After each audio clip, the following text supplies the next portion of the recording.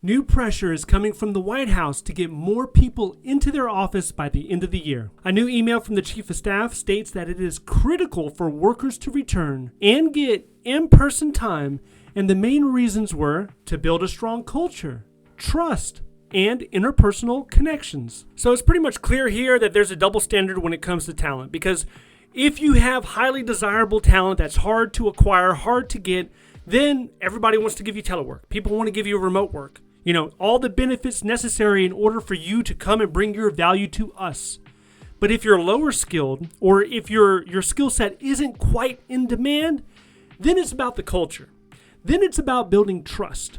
I don't know how many employees are going to be eager to jump back into their car or to get back on the train and do a 1.5 hour commute in order to build that culture up. The email goes on to say that all of us will benefit from the increases in morale, teamwork, and productivity that comes from in-person work. I can kind of see maybe the increase in teamwork.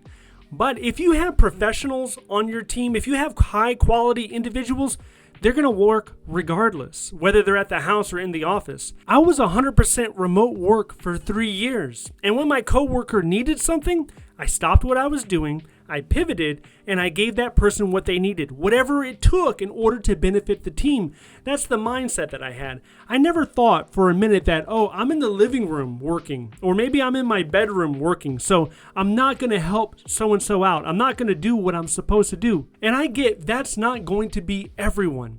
In fact, there was a recent article about a lady in Australia that the company used key logging software, and it turned out she wasn't working for multiple days in a row. She would go out and do other things. No key was being pressed on her keyboard, but she was still collecting the check as if she was working. So there's going to be integrity issues like that coming out. If you spent time in the military and you walk through like a brigade or a division or something like that, you've seen government workers not doing their job. They're in their cubicle, but they're not doing what they're supposed to be doing. Maybe they're playing a game, maybe they're on YouTube or whatever. I know I personally witnessed it multiple times when I was in uniform.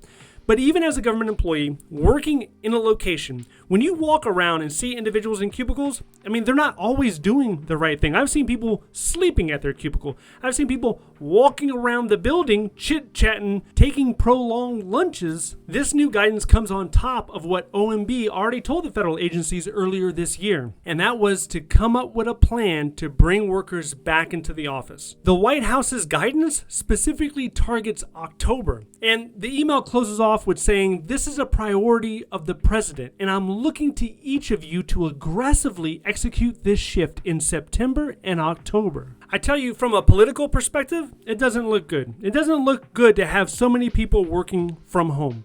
For one thing, for a lot of people, working at home or remote work, that equates to not really working much at all.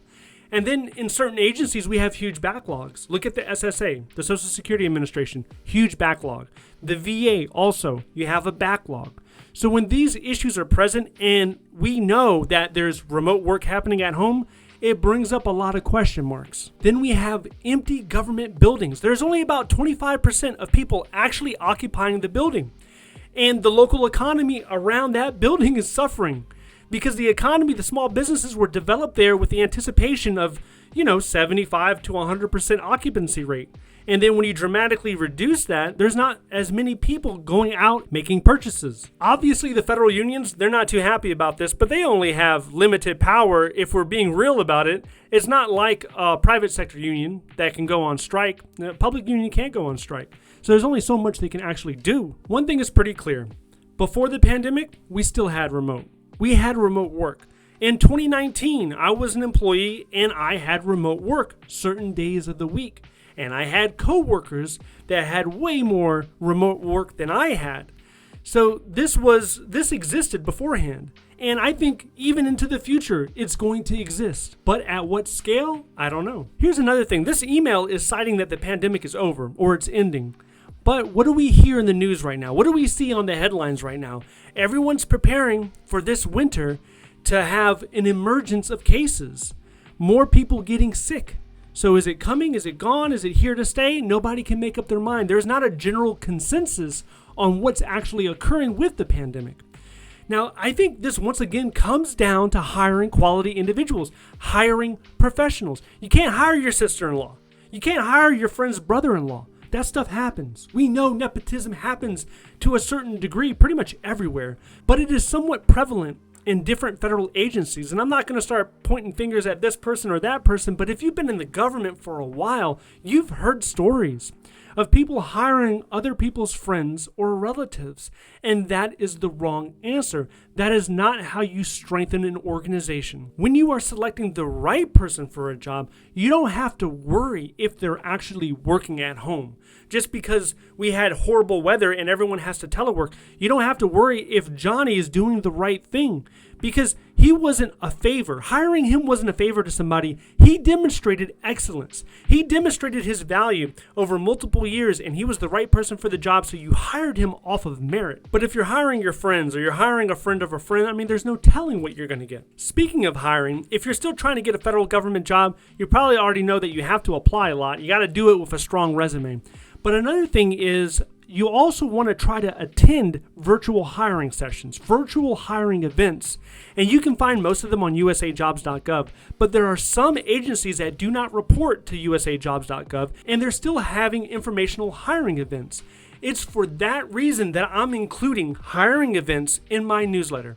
If you're interested in the monthly newsletter, it's free. There's a link in the description. Sign up for the newsletter and I will be sending you that information every month. Also, I recently did a live stream, answered over a dozen questions when it comes to the federal hiring process. If you're interested in that, then I want you to watch this video next.